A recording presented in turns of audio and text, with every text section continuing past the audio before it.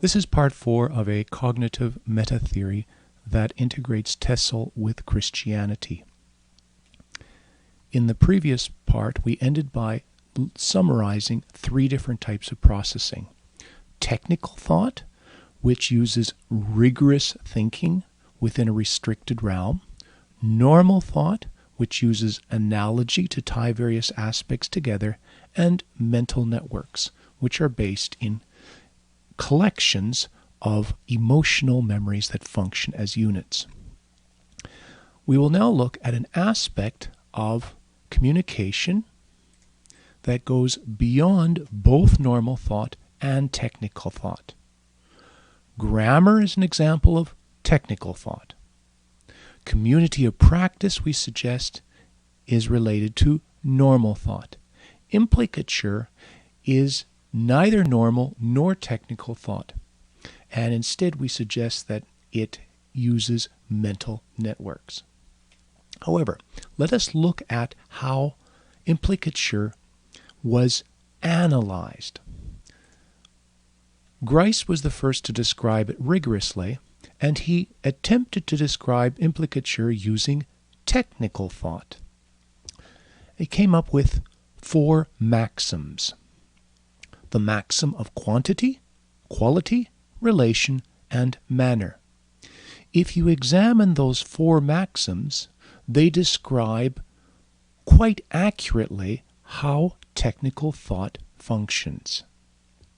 The maxim of quantity assumes that one is pursuing a general theory, that there is order within complexity. The maxim of quality assumes that the goal is to convey meaning, which relates to perceiver thought. The maxim of relation assumes that one is within a limited playing field, a characteristic of technical thought. The maxim of manner assumes that one will be using well-formed statements. And the cooperative principle says that everything will be guided by a general teacher theory. That is an accurate description of how abstract technical thought functions. However, it does not make sense to use technical thought to analyze something which goes beyond technical thought.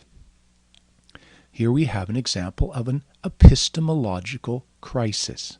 Therefore, the post-Griceans noticed this and pointed this out, that you cannot use technical thought to explain implicature. Implicature being filling in the blanks when there is partial information. So Lindblom mentioned that Grice is not including social interaction. Technical thought works in isolation. It works with a complete system. The social interaction is an extra to technical thought. And Lindblom says implicature includes social interaction. Davies pointed out that Grice has a logical bias, in essence saying that Grice is assuming that everything should be analyzed using technical thought. And then Sperber and Wilson pointed out that children are very good at filling in the blanks, at using implicature, but children are rotten at using technical thought. They don't know how to think using rigorous logic. So, I suggest that implicature involves mental networks. What is happening is a mental network is storing some content. It is being triggered, and when it is being triggered, then it will attempt to impose this content upon a situation.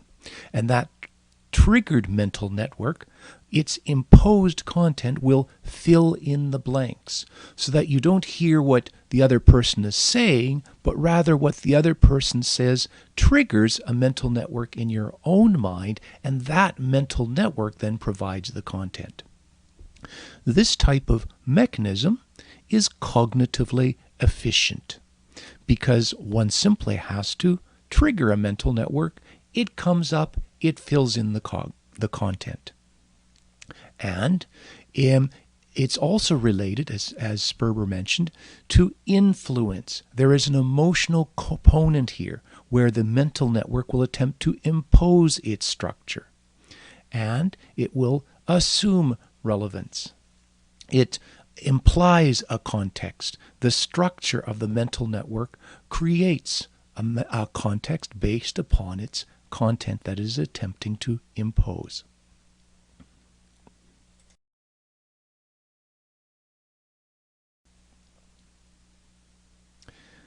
Implicature deals with the structure of a mental network.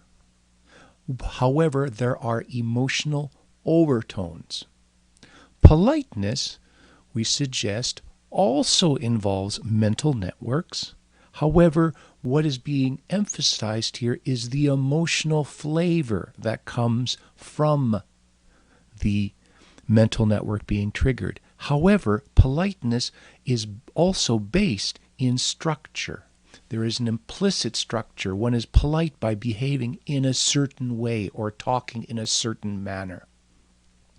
Again, the tendency was to try to use technical thought to explain something which goes beyond technical thought. And Arundel pointed out that it does not make sense to use technical thinking to explain politeness, because politeness goes beyond logic. And so he came up with what he calls a co-constituting model, which combines implicature and politeness. Co-constituting means that there is a cooperation between different people. One person says something, and then that triggers something in the mind of the other, and that person responds, which updates the response in the first person. That's where the co-constituting comes from. Again, I want to point out in general terms that the descriptions tends to be upon social interaction. We're suggesting that this happens cognitively and that the social interaction is an expression of that. We will look at this in a moment. So, now looking at politeness theory. In essence, we're just saying politeness is the emotional side of mercy mental networks. So myself is represented as a collection of mental networks within my mind, and I also represent other people within my mind using mental networks. For example, I may have an image of a fireman, or a policeman, or my father, or a school teacher. Those are all images represented by mental networks. So let us look at politeness in terms of mental networks.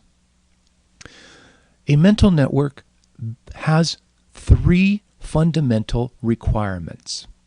The first is, when a mental network is triggered, it wants to impose its structure. If a mental network is triggered and not allowed to express itself, then this produces what I call hyper pain. Something is wrong. It's like seeing chocolate, having an infatuation for chocolate, and not being able to eat chocolate. Therefore, comparing this to social interaction, suppose that I come into a room and the other people in the room look at me and they don't acknowledge my existence. What's happening is the mental network that's in my mind that represents personal identity is being suppressed. So the first rule of politeness is I exist and other people should recognize that I exist. Notice that the mental network has to be triggered for this to happen. If people whom I don't know, or if people who are in a different room ignore my existence, that's not a problem, because no mental networks are being triggered. It's when I am in the presence of another person, either talking or over the phone or in person, and then I am not acknowledged. When the mental network is triggered and it is not then acknowledged and not allowed to function itself, that then violates the I exist rule. Second rule is, once a mental network is triggered, it wants to experience input that's consistent with its structure. The politeness rule there is, allow me to function. In other words, don't just acknowledge that I exist, but allow me to express some of my opinions, to carry out some of my abilities. That relates to politeness, so that I'm not just sitting there passive, but I am permitted to do something functional, something that contributes based upon my mental networks. Finally, the content of a mental network should contain good experiences with good emotional labels. So there we have be nice. Provide good experiences. Notice that we have a hierarchy, because it is possible to be nice while not allowing a person to function, or not acknowledging that that person exists. The niceness then becomes a hollow niceness, a false niceness. Therefore, these attributes have to be they have to be given, or they have to be acknowledged in the order. Existence must be acknowledged, and then on top of that, a person should be allowed to function, and then on top of that, one should be nice. Looking at this, the normal way of talking about politeness is positive face, negative politeness. Notice that face has to do with personal reaction. If people are represented by mental networks, then face, I suggest, relates to mental networks. So when a person is being given positive face, then the mental network that represents that person is being activated with consistent positive data. So a person is being acknowledged, he's being allowed to function, and one is being nice to that person. That's positive face. Negative face, in contrast, in some way does not allow mental networks that represent a person to function. So they're either being overridden by other mental networks, they're being ignored, or they're being suppressed. Negative politeness is an indirect way of being polite. For example, if I say, pass me the sugar, then I am imposing structure upon a mental network. I am saying that the other person should respond in a way that gives me the sugar. However, if I say, could you pass me some sugar, or would you like some sugar, then I am triggering the mental network of passing sugar, but I am not imposing structure on it. So negative politeness is a way of triggering a mental network without imposing structure upon it. It makes the other person aware of a situation and then allows his mental network to come up with the response.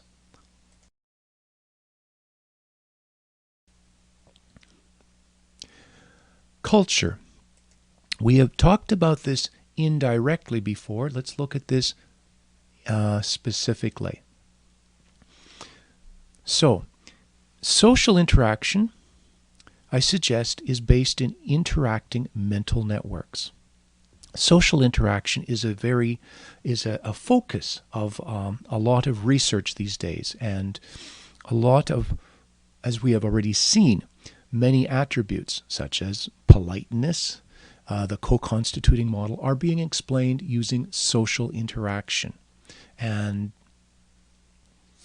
social interaction is emphasized in many different contexts, both in TESOL and in Christianity today. So I would like to look at social interaction in terms of mental networks. I suggest that there is no such thing really as social interaction, that it is a secondary result, an expression of something else that is more fundamental. Two reasons for this. First of all, there are no brain cells out in the air. Simply stated, there are no social brain cells. There is no memory in the cloud, so to speak. So instead, what the memory is, it's located within the minds of each person.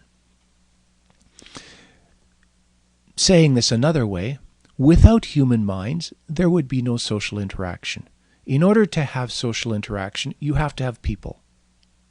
Without people, there is no social interaction. But you can have people without social interaction. So common sense suggests that social interaction is the expression of internal content. The second reason I suggest that social interaction is not the primary expression, or is not the source, is because in engineering terms there is insufficient bandwidth. For example, when someone says when a mother says to her child, "You'd better be careful," or simply raises an eyebrow, this conveys a wealth of information. However, that information was not conveyed socially. Rather, all the mother had to do is trigger a mental network that already resides within the mind of the child.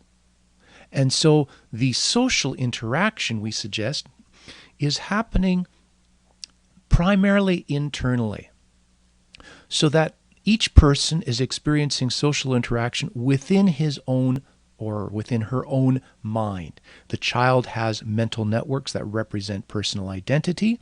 The child has a mental network that represents mother and father. And so by raising the eyebrow or saying a phrase with a certain tone of voice, that triggers a mental network, and that mental network within the mind of the child provides the most of the social interaction. This does not mean that there is no external social interaction. Rather, the external interaction is creating the mental networks over time. It is triggering the various mental networks, and it is updating these mental networks. So there will be a mismatch between my memory of a certain person and the way that person is actually behaving. And so then my mind, my mental network that represents that person will become updated to represent the new behavior.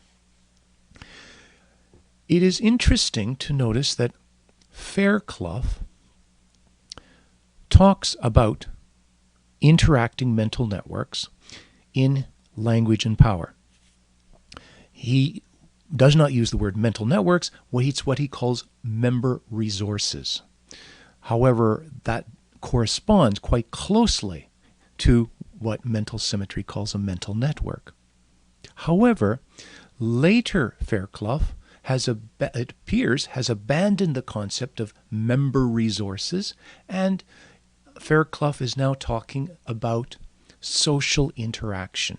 So that the earlier Fairclough talked about people with member resources, internal representations, internal schemata that are using these schemata to interact and to impose patterns about an interaction, which is consistent with what mental symmetry suggests. However, the later Fairclough ignores member resources, it ignores the mental content, and refers to people. In this 2003 article, Fairclough refers to people as social agents, as if the social realm is the primary realm and the cognitive is the secondary. From a computer viewpoint, from a how would one build this, an architectural viewpoint, I suggest that this does not make sense. However, this illustrates a tendency to go from the cognitive to the empirical. And I suggest the reason for this is quite simple. It is very difficult to gain cognitive evidence. How can you open up a person's mind and look at what is happening inside? Brain scanning can do this to some extent, but even there are limitations. It is much easier to gain evidence by looking at empirical evidence, looking for physical evidence, looking for the external interaction, the external expression of culture and social interaction. However, I suggest that one is looking there at the expression of social interaction and not the root cause. That is why I'm suggesting that one needs a cognitive meta-theory, and then one can use corroborating evidence to gain some certainty that one is describing this internal interaction accurately. So, looking now at culture, suppose that I have a set of mental networks, and suppose that another person has a set of similar mental networks. I will naturally behave, guided by my mental networks, in a way that is consistent with the mental networks of the other individual, and vice versa. Our mental networks will resonate. And as a result, we will feel that we belong to the same culture, a similar culture, because we all act in ways that are consistent with one another. And this is an emotional bond because when a mental network receives consistent input, then it responds in a positive way emotionally. Most of these mental networks, I suggest, were acquired in childhood. That is where we get our cultural connections. And we will look at that in just a moment when we look at Piaget. We have looked so far at isolated mental networks. What happens when two mental networks are triggered at the same time? Each will obviously attempt to impose its structure upon the environment, or its structure upon thought. What happens is only one will succeed. The mental network that has the stronger emotional bonds, the one that is more powerful, the one that is more core, will impose its structure upon the lesser mental networks. That means that there will be power struggles between mental networks when they are both inconsistent mental networks are triggered at the same time, or any mental networks triggered at the same time. However, this power struggle will become most apparent when the mental networks have inconsistent content. Culture is a set of shared mental networks. Cross-cultural interaction, in contrast, will trigger inconsistent mental networks. With my culture, the environment will trigger certain mental networks, causing me to respond in a certain fashion. However, other people from a different culture, their mental networks will also be triggered, but because they have different mental networks, that their mental networks will cause them to respond in a way that is different, that my mental networks regard as inconsistent. Therefore, simply by existing together, people of different culture will threaten the mental networks of each other. This becomes apparent when one experiences culture shock. One goes into a new culture. Everyone is responding in a way that is strange, that is alien. Eventually, this will cause mental networks to crumble, to be threatened, and that there will be a strong emotional drive to pull back from the alien culture to pull back to something more familiar.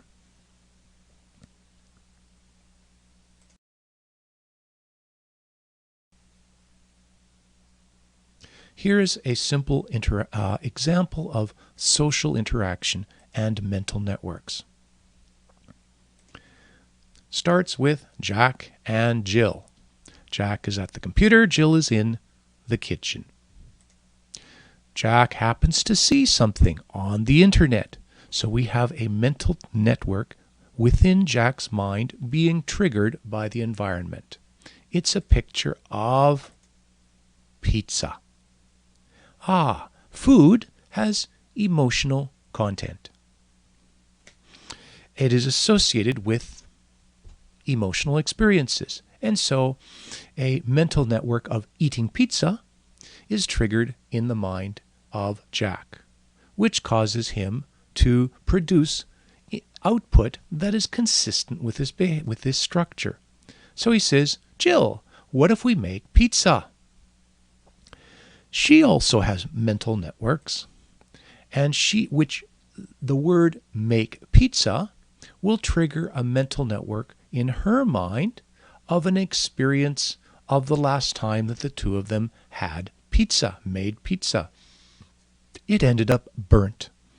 This is also an emotional experience, and it was sufficiently unpleasant to cause at least a small mental network to form. And so then she starts saying, the last time, she wants to say the last time that we made pizza, we burnt it, but she doesn't have to. All she has to say is the last time, and that is sufficient to trigger the mental network within his mind of the last time that they made pizza. So there we have implicature. And so then he responds, don't worry, we'll order pizza. So here is a way of satisfying the mental network of eating pizza, while at the same time avoiding the painful experiences of a bad cooking experience. Notice that communication is happening here at different levels. First of all, there is the formal communication. Each is interpreting the words of the other. This is the sort of communication that one teaches that is associated with technical thought and grammar and normal speech production. However, other things are happening as well. There are mental networks within her mind and within his mind that are predicting how the other person will respond. So that when she says, the last time, then he is reminded of the mental network of her and the unpleasant experience. And so the communication between them is also implicit between the memories, the mental networks that represent the other individual. And finally, mental networks are being triggered by various words, mental networks of cooking experiences and eating pizza. So 3 levels. 1, actual communication involving words and interpretation. 2, predicting how the other person will respond based upon a mental network that represents that person. And 3, emotional responses or suggestions of what will occur based upon other mental networks that are being triggered. By the way, notice that this is a family situation. This sort of implicit conversation happens the best when people know each other well. That is because mental networks take time to form. Mental networks can form quite quickly, but a rich mental network full of potential social interaction requires a lot of similar emotional memories. And so the longer that people spend time together, the more accurately their mental networks can represent and predict the responses of the other. For example, if I meet a person for the first time, I don't know how that person will respond. However, if I know the cognitive style of that person, then I can predict how, to a certain extent, how that person will respond, even if I do not know that person as an individual. So, the mental network that predominates will depend upon the context as well as the emotions and choices of the listener. And here's an interesting example.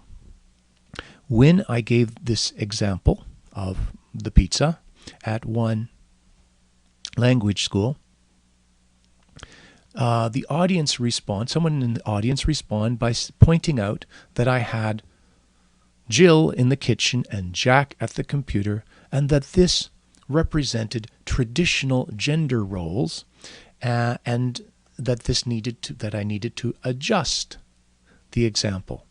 So I said instead, what if we make pizza instead of what if you make pizza? However, notice what's happening. This example is triggering mental networks that represent gender roles, and that mental network in the audience member, in the person in the audience, is causing certain response of questioning the traditional gender roles and making it more, suggesting something that is more equal. So notice the layers of mental network being triggered happening.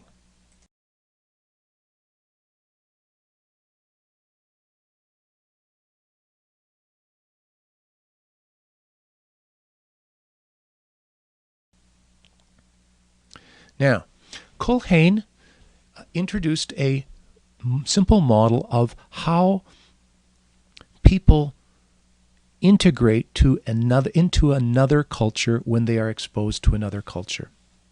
So he talked about 3 levels of integration. There's the instrumental, which is just peripheral, the integrative, which is more core, and the psychosocial, which deals with core.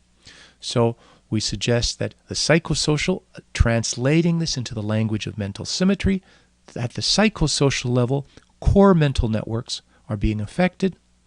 At the integrative, peripheral mental networks are being affected. And at the instrumental, one is not dealing with mental networks. So, language 1, culture 1, language 2, culture 2. At the marginalized level, a person is interacting with the native culture at a purely instrumental level. For example, let's suppose that I am a tourist in China. I am going there to enjoy the sights, and in my local interaction will be primarily at an instrumental level. Where do I get food? Where do I buy souvenirs? How do I get to this location? What is interesting, and again, we see that there are no mental networks being formed. It's simply how does one get, one interacts on the basis of getting jobs done. What's interesting is, remember we looked at previously at how technical thought, if a person continues to use technical thought, then a mental network can form under the surface, and that mental network becomes apparent when the technical field becomes questioned. Similarly here, a person may go to a new culture and may think that there are no emotional bonds, that it is purely at an instrumental level. However, when a person leaves that new culture and returns to his home culture, he may then find that his new experiences have created new mental networks, and that these are now missing, that these are now no longer being satisfied. For instance, the last time we recently gave this presentation, and someone gave the example that they had been in Japan for 3 months. And of course, in Japan, it is traditional to sit on the floor and in order to eat at the table. So when this couple returned home after only 3 months in Japan, they cut off the legs of their dining room table so that the table was lower and so that they could sit around the table on the floor.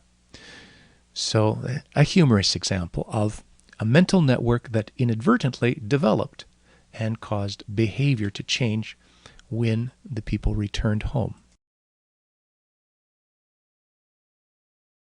Okay, that is the marginalized level. Looking now at the separated level. Here we have peripheral mental networks being acquired, but the core mental networks haven't been changed. Notice the dark circle of the second language and second culture has gone past the instrumental to the integrative. Therefore, the interaction between the second culture and the immigrant culture and the native culture is no longer purely at an instrumental level. It's not just a tourist coming in to see the sights. Instead, there are certain interactions. For instance, my hometown of Abbotsford in Canada has the third highest level proportion of visible minorities of any city in Canada after Vancouver and Toronto. For example, there is a large Sikh population in my hometown. It is interesting that during the Stanley Cup playoffs, when the Vancouver Canucks were doing quite well, there were some celebrations on the main street. People were driving down the street and honking. A lot of Sikh families were doing this as well. So you have an emotional connection, some common mental networks between the immigrant, the L2 and the L1. Everyone was enjoying hockey, a nice Canadian sport. Nice, whatever. Okay.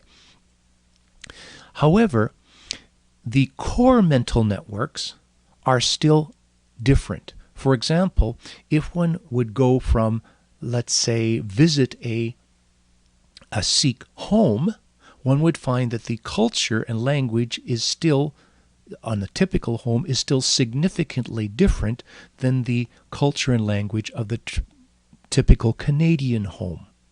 So that in public, there is the appearance of integration, because that is where the peripheral mental networks are being expressed. However, in private, there is still segregation because core mental networks are different. The next level is integrated. This is where the interaction is starting to involve core mental networks. What tends to happen at this stage is that one has multicultural thinking. So there is culture A, culture B, culture C, and that one balances and mixes between these various cultures. However, they still remain distinct, even though they are acknowledged. One thinks of a country such as, say, Singapore or Malaysia, where you have many different cultural groups. The Chinese, the Indian, these different language groups, religious groups, cultural groups, and they are all acknowledged, but they are separate, and one balances and mixes between them. You have multicultural thinking. This requires the use of facilitator thought, because whenever you have different principles, different solid structures that are interacting, then facilitator thought will use averaging to blend between them. We will look further at multicultural thinking later on. The final level is the assimilated level. Here, core mental networks are being affected, have been affected by social interaction, and the person is almost the same as the culture in which he lives. Only a few core mental networks remain. Now, one would think that this is the situation is almost over. However, the nature of a mental network will impose a certain possible response upon the situation. When a mental network receives inconsistent information, then it complains. It produces a negative emotional reaction. If it continues to receive inconsistent information, then the complaining will get harder, in the same way that if one attempts to continue suppressing a habit, then the desire to carry out this habit becomes stronger and stronger and stronger. When the integrity of core mental networks is threatened, then one leads to another level of discomfort, which philosophers have referred to as angst, as a deep sense of uncertainty, a very core sense that something is falling apart, that something is not right. Therefore, at that level, there may be a cultural backlash, and people will then go from assimilation to cultural preservation. A good example is provided by colonial Africa, because when the West came into Africa, primarily in the 1800s, then Africa was culturally changed. And so this happened for decades, until finally a point was reached where only the core of African culture remained. And at this point, one saw a backlash by African natives, by the native culture of Africa, in order to preserve the culture against total assimilation. Therefore, the independence, a strong drive for African countries to become independent and get rid of the Western colonizer.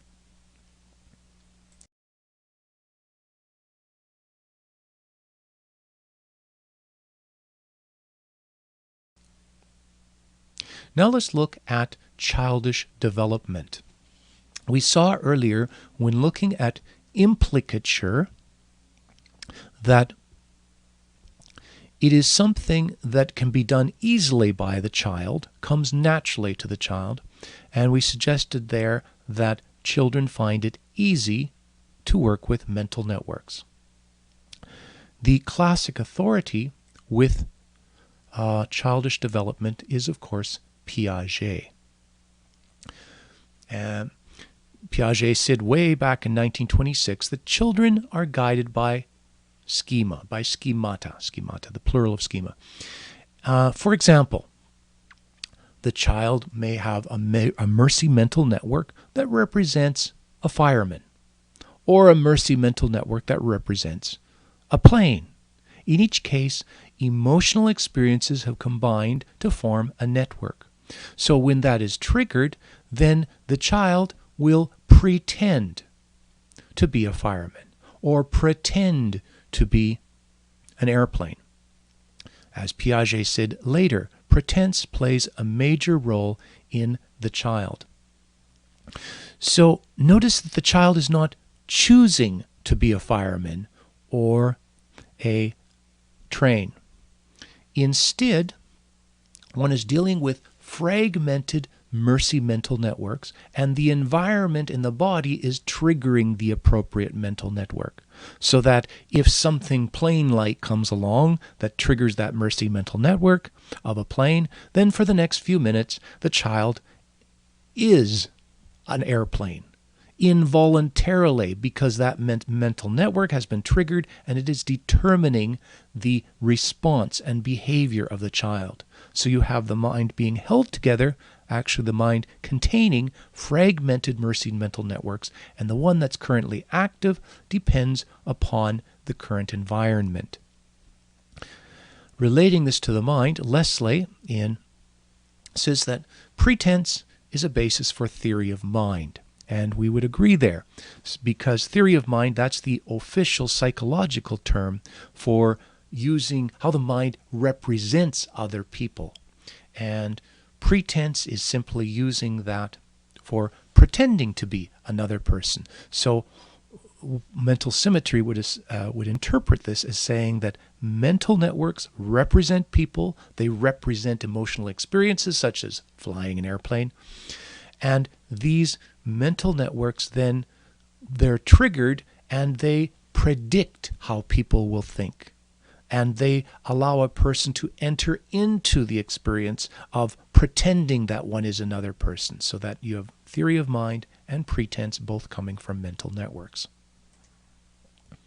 Now, looking more at Piaget's stages, at the pre-operational stage, that's before school, where mental networks are fragmented. So why is the child a child? How does the child distinguish between these various mental networks? I suggest that the child has no way of distinguishing between whether he is a fireman, an airplane, or a little child. But what happens is the physical body of the child experiences hunger, has limitations, has certain abilities, and that physical body continues to trigger the mental network that represents the physical body, which causes the little child to continually return to acting like a little child. So if the child is hungry, then suddenly the child is no longer an airplane, the child is a hungry child, because the environment, the body in this case, has triggered a new mental network in the mind of the child. Moving on now to the concrete operational stage, when the child enters school, what happens is, and this is what Piaget says, the child is capable of abstract thought. There you have teacher mental networks, but this abstract thinking must be based in concrete thought. The child can only think abstractly as an extension, as an extrapolation of concrete experience. So that if you want to teach the child a principle, a concrete example is required. So mercy mental networks are still the core. However, it is possible from that foundation to go beyond that to teacher mental networks. Moving on to the next stage of Piaget, his formal operational stage, notice that the arrow has shifted so that you have the teenager now who is capable of independent abstract thought. The teenager is capable of thinking of abstract concepts, of forming teacher mental networks that are independent of mercy mental networks, of experiences, so that instead of having to be based in concrete thought, it becomes possible for the thinking of the young adult now to start from abstract thought, to work with words and understanding and have those change concrete experiences. Again, we mentioned this before, identity. Stating this now more formally, I suggest that identity is the set of mercy mental networks that cannot be ignored.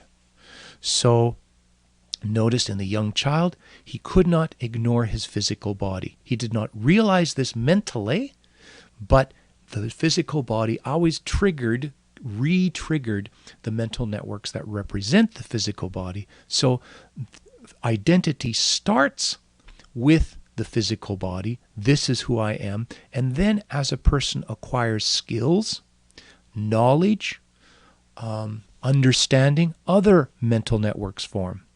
The mind will also form teacher mental networks to represent certain skills, certain knowledge, order within complexity, and those can form part of identity as well.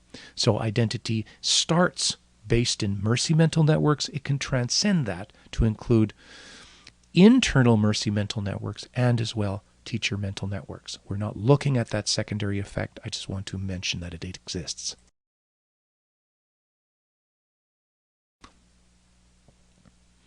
Now, we saw that the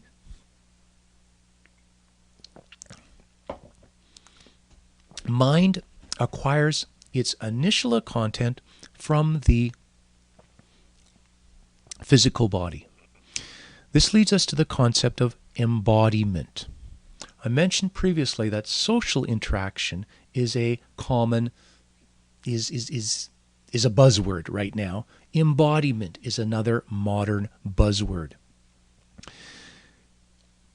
I would now like to look at embodiment in terms of mental networks. Now, living in a physical body, the body has experiences. These experiences have emotions. Obviously, that will create mental networks. If this is the only content, then I suggest that leads to what Christianity calls the sin nature. Remember, earlier on, I suggested that the structure of the mind is compatible with mental wholeness. However, the mind acquires its initial programming in a manner that is incomplete and that uses the mind in an incomplete way. And I would we will look at this incompleteness that happens when a body and a brain that is functionally complete, or at least reasonably complete, is programmed with mercy mental networks from the environment. What will happen is that the body, which is more complete, will urge the mind to take certain shortcuts, guided by mercy mental networks. So, for example, hedonism. Think of the little child eating spaghetti. As one can see from the picture, the results are not pleasant. However, when an isolated mercy mental network is being triggered, it will then motivate a person to satisfy that mental network in a way that disregards all the context, regardless of consequences, regardless of overeating. So if I'm hungry, I eat. It does not matter how I eat, what I eat, or what are the consequences of eating. Instead, the mercy mental network of eating will guide behavior until I am satiated, and then other mental networks will become triggered. Another way is identification.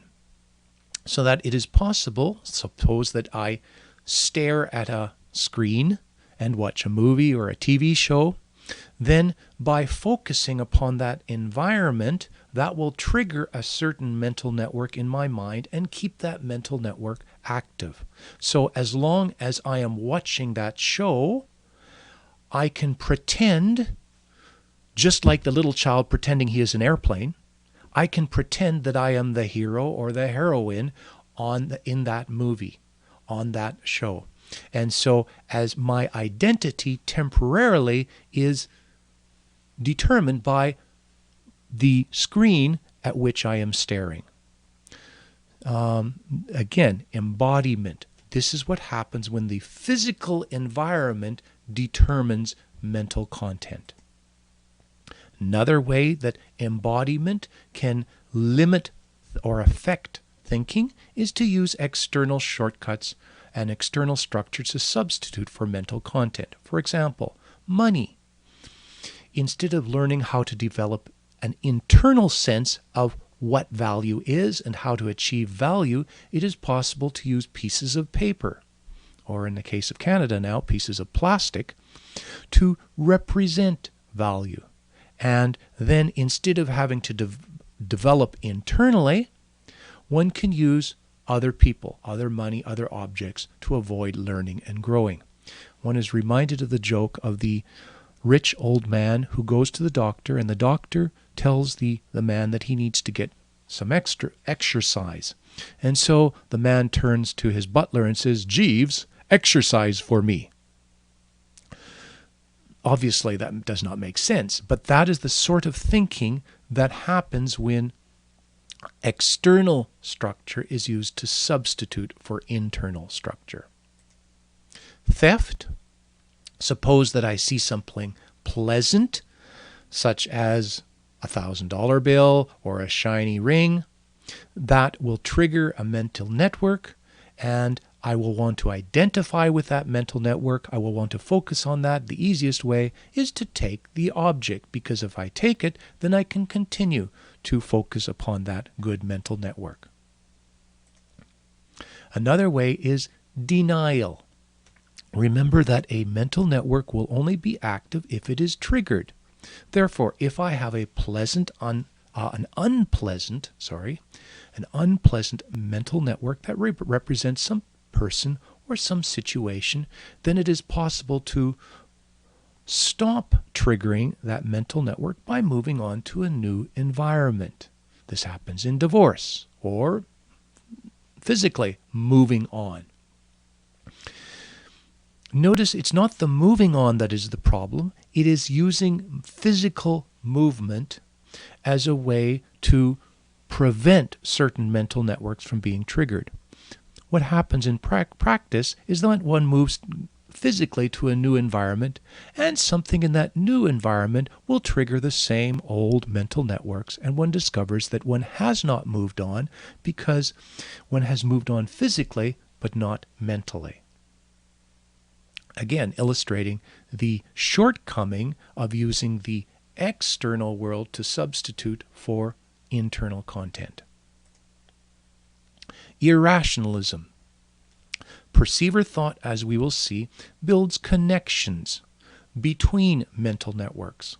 However, it is possible to suppress the facts by using some experience, some mercy mental network.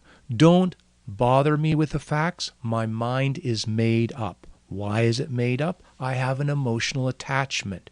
Where did that emotional attachment come from?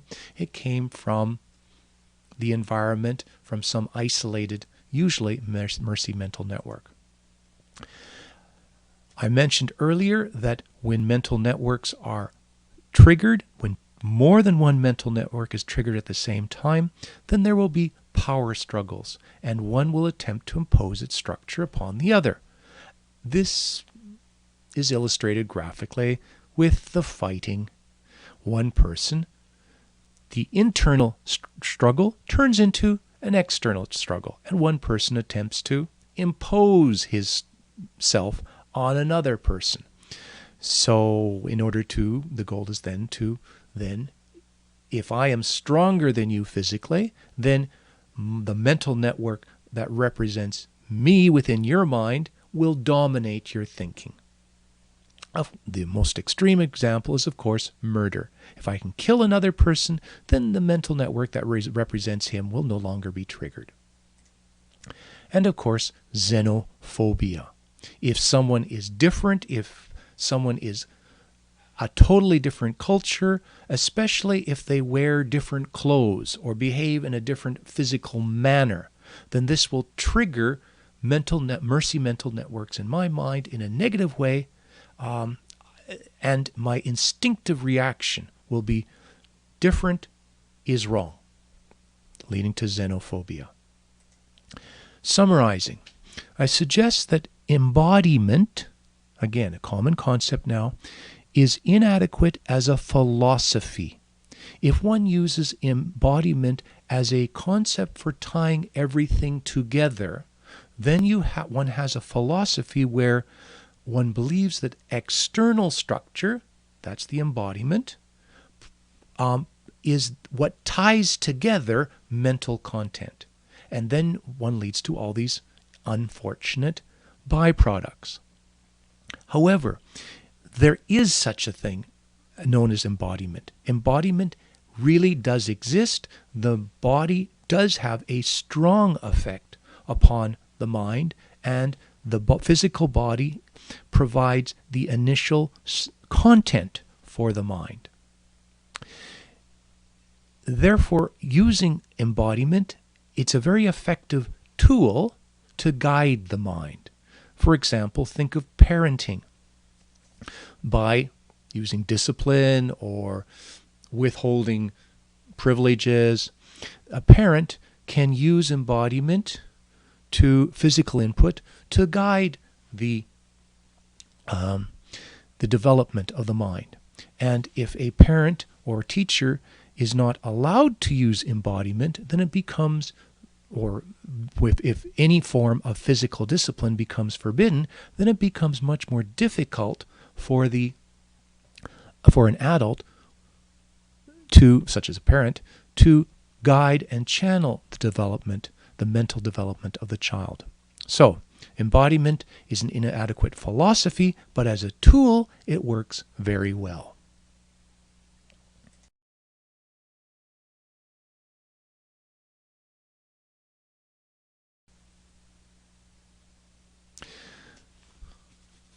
I suggested in the previous slide that an irrationalism, that mercy mental networks can be used to disregard the facts.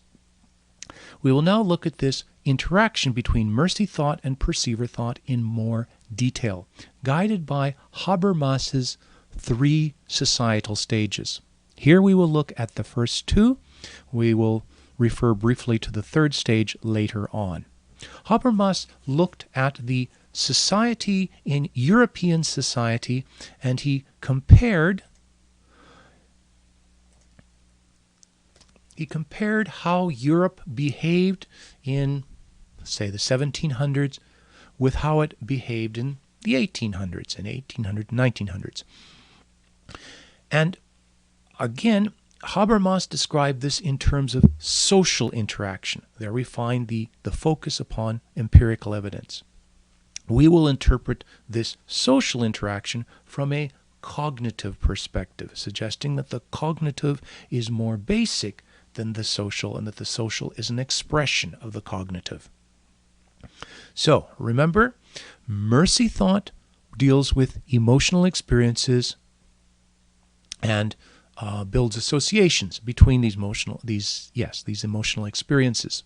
Perceiver thought looks for facts. Facts are connections. These connections are used to organize and connect mercy experiences. So you have different bins of object recognition. This is a car. That is a person. This is Aunt Julie. That is my cat. Or these are cats. Now, Habermas' first stage he referred to as representative publicity. Here we have in educational terms what's called rote learning. In this case, mercy emotions are overwhelming perceiver thought and preventing perceiver thought from functioning. The emotions are so strong that it becomes difficult to come up with the facts. This does not mean that the emotions create the facts, but rather that mentally speaking, a person cannot think factually because the emotional environment is so strong. During the representative publicity, that stage, what happened is the leader of a country or the leader of the noble, the prince, the king, his goal was to overwhelm the mind of his subjects by creating an aura through the way he acted, through his clothing, through the environment, through the pomp and circumstance surrounding his court. That is what determined leadership. It was an emotional aura. For example, the goal of Versailles, the Palace of Versailles, was to overwhelm the senses of the person who came to visit this environment, so that the visitor would be so awestruck that he would regard, say in this case, Louis XIV as the Sun King.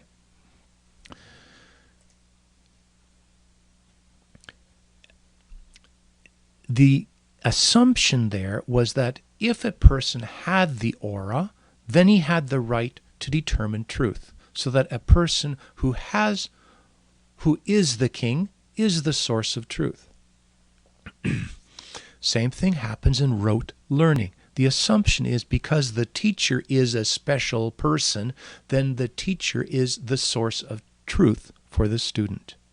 So that truth, perceiver thought, is based in emotional status, which comes from mercy thought. You have mercy mental networks overwhelming perceiver thought. Looking at the brain, it is, I suggested before that mercy thought is associated with the amygdala, the right amygdala, and perceiver thought with the right hippocampus. It is interesting that you have the hippocampus, it's like a banana from the front to the back. The front third of the hippocampus is right next door to the amygdala. And there is a connection, interconnected between the front third of the hippocampus and the amygdala. Therefore, here you have the wiring, brain wiring, that would be activated when mercy emotions overwhelm perceiver thought. Again, a similar sort of thing can happen in the left hemisphere between teacher and server, where instructions, verbal instructions, overwhelm the actions, server actions. This does not normally happen in this left hemisphere overwhelming. That is because the body programs the mind with mercy experiences that have emotions of pain and pleasure, but teacher emotion has to be acquired as one learns about order within complexity. That's why we are focusing upon mercy and perceiver. There is a similar interaction between teacher and server, but it is not normally as dominant, simply because of the mental programming. Again, this relates to Piaget in his cognitive stages, how in the human, mental development begins with mercy thought, then goes to perceiver thought. Yes, there are words that happen with teacher thought, but it's not such an emotionally strong structure. It happens secondarily. The first stage, Habermas' first stage, is where the leader uses an emotional aura to overwhelm perceiver thought in the followers. This was followed by what Habermas calls the bourgeois public sphere. Here, perceiver thought began to function. Went past rote learning to critical thinking. And Habermas, again, focuses on the social interaction, but he is accurately describing, I suggest, the external expression of what's happening cognitively. Perceiver facts were no longer accepted blindly. Just because the king said it didn't mean it was right. Instead, people would debate each other in order to test their facts, in order to check them, a sort of community of practice. Habermas talks about the coffee house and the role that it played in testing and debating facts. Perceiver thought acquired the ability to function independently of mercy emotions. This is called the rule of law, so that the rules, connections, they are common to everyone regardless of their mercy emotions. Next, people traveled, both physically, figuratively. They acquired news from different areas, and that allowed perceiver thought to look for connections between different mercy mental networks. And finally, perceiver thought was used to define personal identity. People acquired private rights. They acquired private properties.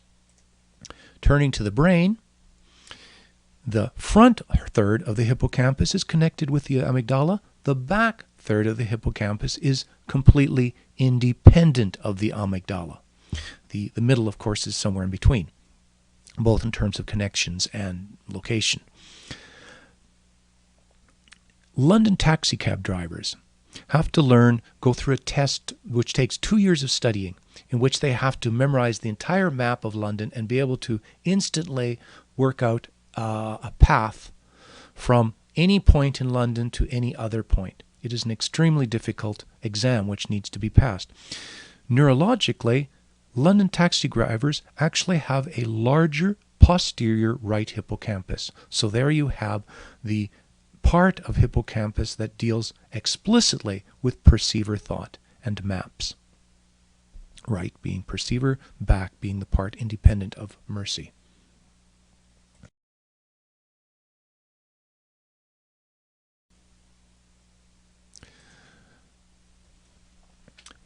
In embodiment, we looked at how the physical body imposes mental networks upon mercy thought with experiences of pain and pleasure. We saw that mercy mental networks are used to represent people. These mercy mental networks can also overwhelm perceiver thought. So you have physical experience, overwhelming perceiver thought, creating the initial content for the mind, and you have mental networks representing people, also guiding the initial content of the mind. And we'll now look at what happens with the mental networks that represent people. Suppose I build my mind around mercy mental networks that come from people. I suggest that leads to what is known as idolatry. So I am idolizing some person or something that is being treated as a person, being represented as a person by some mercy mental network. So it could be the nice shiny car that's sitting in my driveway, or it could be an actual tribal idol, or some ritual or some experience or some sports game.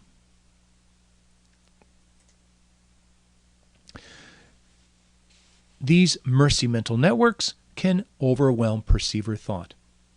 Again, we looked at this same mechanism when describing irrationalism. Here, it's the same mechanism. We're looking at it from mercy mental networks that represent people rather than experiences. Rote learning, as I mentioned, is revealed by authorities. The teacher tells me what is truth. The Holy Book reveals truth to me. The Christian, typically the fundamentalist Christian, believes that God reveals truth to mankind. Because the mind of the child is integrated around mercy mental networks, this means that all childish thought, all childish learning begins with rote learning. That is the first step. There is no alternative, because that is the level of Piaget at which the child is functioning. At the concrete operational and the pre-operational stage, there is no choice other than to use mercy mental networks to overwhelm perceiver thought if one wishes to bring in content. That's rote learning. Now, perceiver thought will start to develop during the concrete operational stage, and that goal is to go beyond that. But I suggest that all learning starts with rote learning. Now, how does one go beyond rote learning to abstract thought? Abstract thought uses perceiver facts to build general theories. Information, when perceiver thought is being overwhelmed, then it is quite easy to re-overwhelm perceiver thought. So if expert A, or if the Bible says that this is true and I go read the Quran, then we have a new set of facts. So then now we believe this new information and we reject the old one. So how does one take rote learning and go past it to understanding? A very important trait is to make sure that the facts that are revealed through rote learning do not change, because that provides solid structure to build an understanding. Remember, perceiver thought looks for facts that do not change, common connections that are stable over time, that are the same in many situations. And that can be simulated by giving, for example, a book. If everyone has the Bible, then you have the same facts revealed to everyone. If every student in school is given a textbook, the same textbook, then again, there is a set of common facts being revealed to everyone. Using that revealed truth, that unchanging revealed truth, it is then possible to build an understanding. Notice that we are functioning here at Piaget's concrete operational stage, where one is starting from the mercy mental networks, but one is going beyond them to build a teacher mental network. And a key thing is to have facts that do not change, that all the authorities should agree. There will then be the appearance of universality. That is why when there is a multiplicity of holy books or a multiplicity of textbooks, then this method tends to break down, because there is no longer a set of stable perceiver facts on which to build an understanding.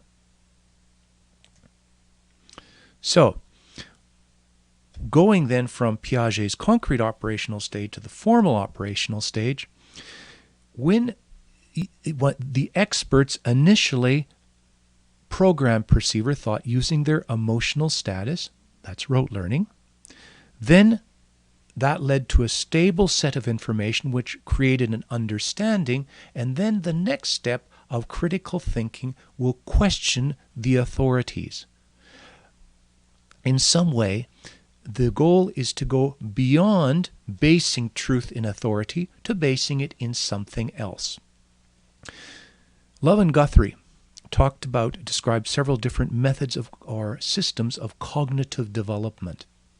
And they say that all of them describe a process where it starts with rote learning, where the student or child knows what is true based upon what has been revealed, and then goes through what they call the great accommodation, where there's a questioning, where I don't know what the experts, I question the experts. What is truth? Why should I believe my parents? Why should I believe the Bible? Why should I believe what's in the textbooks? So that's the great accommodation. And then there is these various schemes of cognitive development. This is what Love and Guthrie say, that there's a questioning. What does one do after? And there's a divergency of what the stages are after the questioning. So it starts with rote learning, what the unequivocal learning, as they call it, goes through the great accommodation where one questions the authorities, where the mercy mental networks, their status is being questioned, perceiver thought is starting to wake up, it's no longer mesmerized by the emotional status of the experts. But then how does one rebuild after one has let go of rote learning? What replaces blind faith? One option is to go back cognitively. So, for example, if using a Christian example, if one experiences doubt in the Bible or doubt in Christian faith, then one option is to have a revival, which tends to use emotional experiences to re-overwhelm perceiver thought.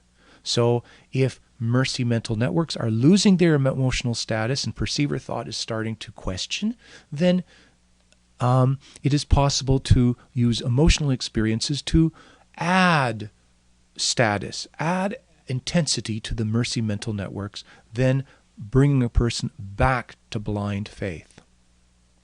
The problem with this method is that it leads inherently to self-denial. If the source of truth is a person with great emotional status, some person being represented by a strong mercy mental network, if that is the source of truth, then by implication, all of the mercy mental networks that represent personal identity will have a status that is much lower. In other words, if God is the source of truth, viewing God from a mercy viewpoint as a big person, then I will feel that I am nothing compared to God. Or if the teacher is the source of truth, then I will feel that I am a nobody compared to the teacher. In the extreme, this is called worm theology.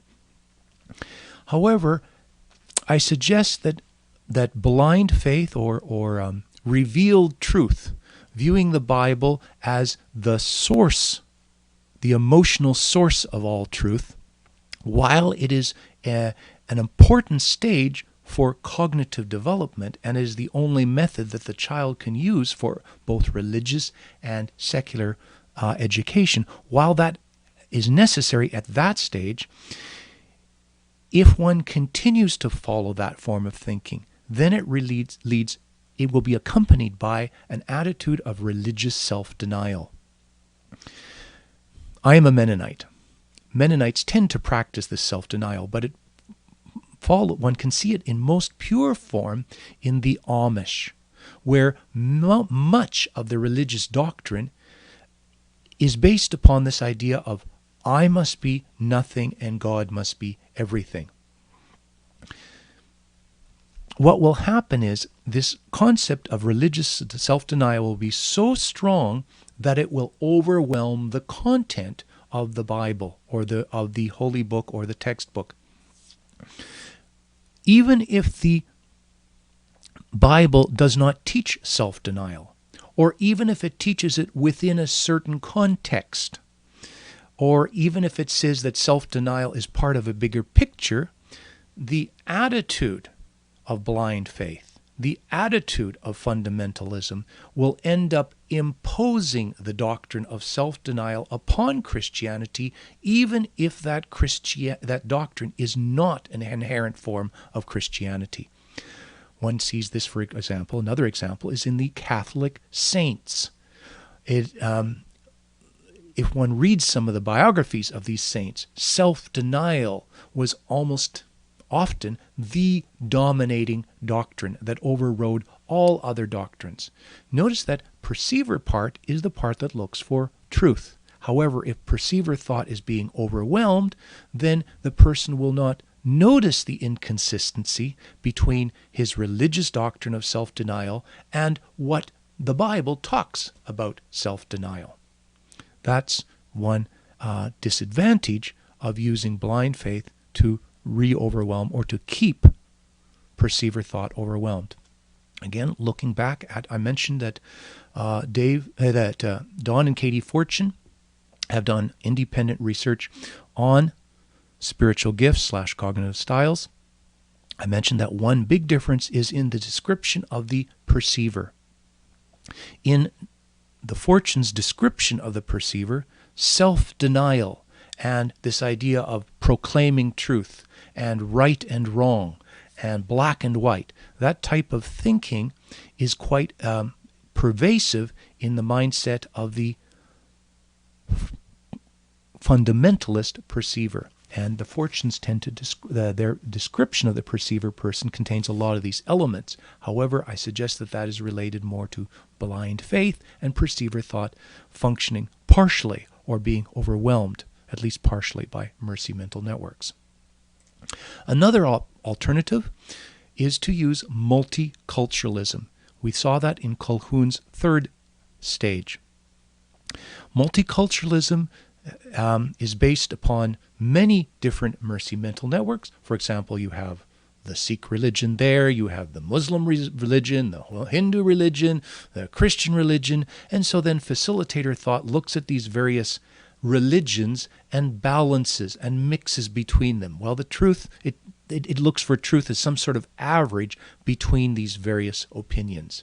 That, I suggest, is multiculturalism. Cross-culturalism, in contrast, uses perceiver thought to look for repeated connections.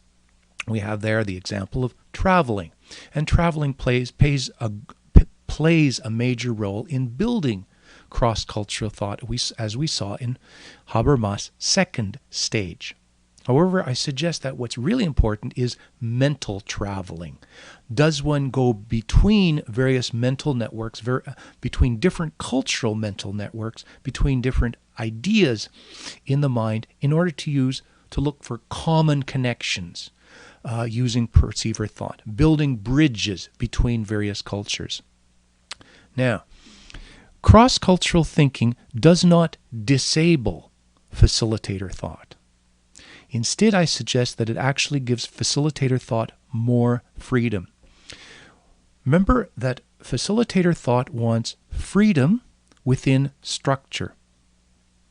When there is multiculturalism, then there will be a struggle between freedom and structure, because you have many different mercy mental networks, each attempting to impose their structure. So you have a tension where the very structure of a mercy mental network tends to stop filtering. So each for example, the Sikh will say, no, this is the way we do it. Christian will say, no, this is the correct culture. And then the facilitator thought has to, in some way, partially rebel from these various mercy mental networks in order to do the blending. So it becomes a struggle. cross-culturalism, instead, the structure is provided by perceiver thought, which glues together, which integrates these various mental networks, and that giving facilitator thought the freedom to blend then within a context rather than between various mental networks. There is no longer a structure then.